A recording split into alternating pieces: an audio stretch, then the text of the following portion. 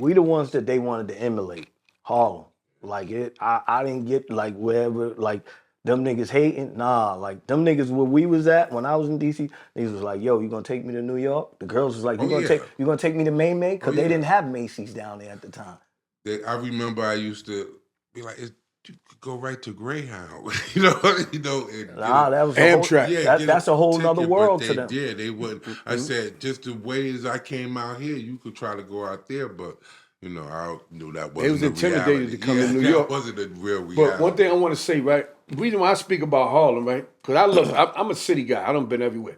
I talk about Harlem because you got to understand. You had dudes from other boroughs coming to Harlem to have a good time. Coming to 125th Street, Yeah. by the Apollo, Yeah. taking pictures. We double parking our cars, rimmed up and all that.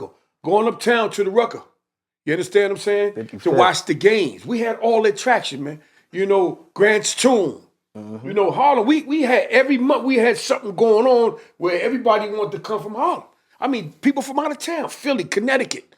You know what I'm saying? DC, they was coming up here have a good time with us. The other boroughs. The other boroughs, I was about to get into that. The other boroughs came to us to get work. The Brooklyn dudes and the Queens dudes and the Bronx dudes and all that, they was rocking, but they came after us. They should come to get work. They came uptown. Niggas from Brooklyn, niggas up there, they come. You know what I'm saying? Like, they came to us and then they popped later. You know what I'm saying? But Harlem is the one that got all the names going back from Nicky Bonds and Bumpy Johnsons and all these. I mean, that's such official gangsters, man. Yeah. It's known for a lot of stories dealing with the Italian got a lot of mob. stories, yeah. They ain't start with the a Rich Porter and the Alpo. Nah, it started bumpy. And what's my man from Honey Fritz? Fritz. Yeah. It's before that. You know what I'm saying? It's the movies that you watching now. Bumpy Johnson. Yeah, these was a big deal. If you want to talk about, you know what I'm saying, some real story, those are the stories. Yeah. You know what I'm saying, though? They was playing for keeps on that type of stuff. Speaking about the time, when did they leave Harlem? Because as a little kid, I do remember them. I remember them still running the number holes, and they used to come and collect the money. You will always see at a time, a week or so, some Italian guys pull up and come to the number holes and collect the money and leave. When did they leave out of Harlem? Once our era came, because the number game, you know what I'm saying, wasn't for us. You know what I'm saying? Now, this is ours. We didn't have no reason to deal with them. You know what I'm saying? We got Broadway. Broadway allowed us to be able to do whatever we needed to do, you know what I'm saying, without having that person to get introduced to us. So it was no need for them. Yeah. I don't think they left. I think they got smarter. I think they left from the number holes and all that stuff. Because you gotta remember, when I was a little kid, I seen a lot. We ain't just have number holes. Niggas they used to sell liquor from the basements, man. Like one time I was with my stepfather, he had me in the car. Said, give me 5 minutes. Where you going? He went in the basement. Harlem was bootlegging liquor, man. Yeah. Like they was going on a Sunday night, going down in the basement in one of the tenement buildings, and he come out with a pint of this and a pint of that. It wasn't no liquor store, man. So Harlem had number holes. They was selling booze. There was a lot of shit going on in Harlem, man. Yeah. As when we was little kids, man. I used to watch like, you know what I'm saying? But when I say the Italians never left, they got smarter. They put their money into construction. You understand? They be collecting from different stores, like, you got to pay. That's the extortion. Yeah, they had the extortion game went up. They went, and they still around. They just ain't as, since I think Gambino and a lot of them other dudes went down, they don't show themselves that much, but they still around. But see, they ain't never gonna stop. See, the number hole thing was big with the Italians' connection in the drugs. Outside of that, the other hustles, it was different. Like you said, the constructions, the loan sharking, and things like that. They big on that.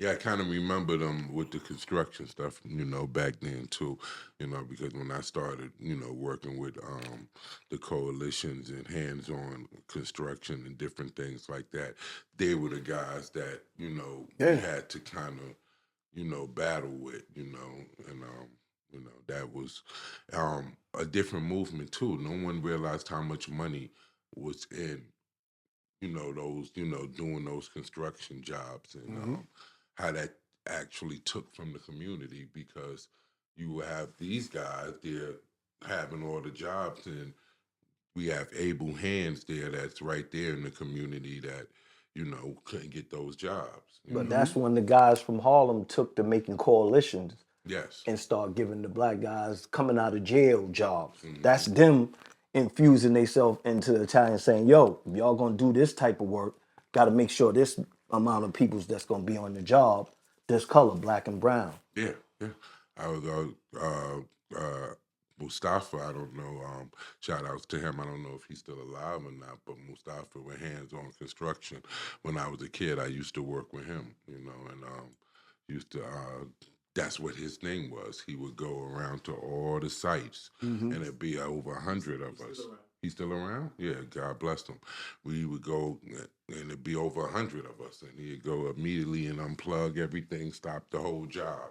You know, and said, look, unless, you know, we out here working, a certain amount of us, this job doesn't go on anymore. You know, so that was a lot of learning experience I learned, you know. I love the thing about the Italians, right? They didn't just have construction, they had sanitation. A lot of these in the private sanitation trucks is the mob. I own a beauty salon in the Bronx. Remember my joint, Terry, right? And the dude came to the door and says, who's the owner, right? So I'm like, me. He got a little rough face and shit. I looked at his knuckles, it looked like he punches rocks for a living. Big ass hands, right? I said, this nigga look straight out of a movie. So I said, you know, I own the joint. He said, well, he gave me a booklet, man. You know, booklet you rip off every time you pay. He said, well, I collect the sanitation around here, and I collect it every month. I looked at him. He said, here's your booklet. I said, all right. My mind is bugging right now. I said, oh, this nigga putting a squeeze on me, right? Right? And this time, I'm in power at this time, right? But I already know he ain't playing no games right here, man. I said, all right, man, get it. And guess what I did? I paid every month, and that was that. Yeah, because somebody had to get it. But it's a part Somebody of got to the get business. sanitation anyway. Yeah. But he let me know as a new business owner, because all these stores They right here, already they're already paying. Yeah. So being that you're here now, you're going to pay too. He didn't even ask me how you felt about it. He just said, you're here. But I see enough mob stories like, okay, sir. And then he came too. He'd come in, he never talked. He'd come in, you know, come in the office, you're here. And let him go, man. And that was that, though. But that's how them Italian boys, they still here, man. Yeah.